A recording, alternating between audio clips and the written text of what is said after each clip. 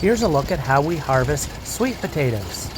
This is an old 60 or 70-year-old John Deere potato digger.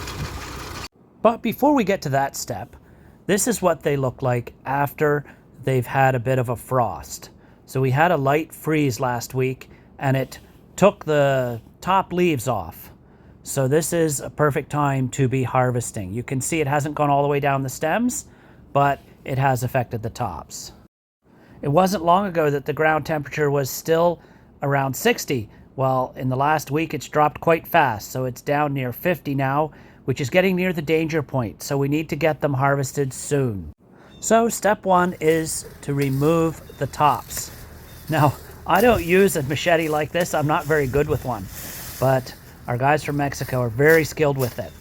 And here Emilio is cutting the top where it connects to the roots and pulling the tops off. They're very viney. If we don't take them off, then they'll get all tangled in the digger.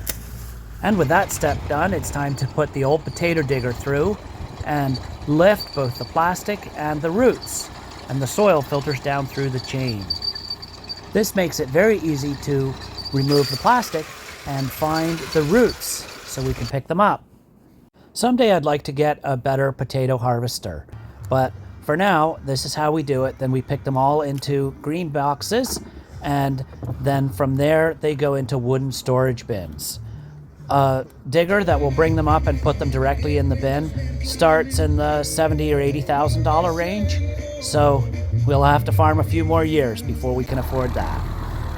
And once in the bins, then they get loaded on the white truck in the background there and get brought back to our storage building, where they'll go in for curing. And I'll do another video there to show how we cure them.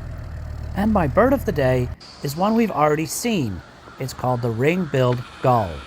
We're getting to the time of year when many of the interesting birds have gone south. So it's going to be challenging for me to have a new bird every day. But I've had a lot of folks come to the farm or meet me in town, and inevitably I get more comments about how much people enjoy my bird of the day, even more maybe than the farming. So I'll do my best to include something that's going on. Even if it's a repeat, hopefully it will be interesting. So back to these gulls. They are called a ring-billed gull because there's a black ring around their bill. They are the most common seagull we see along the St. John River.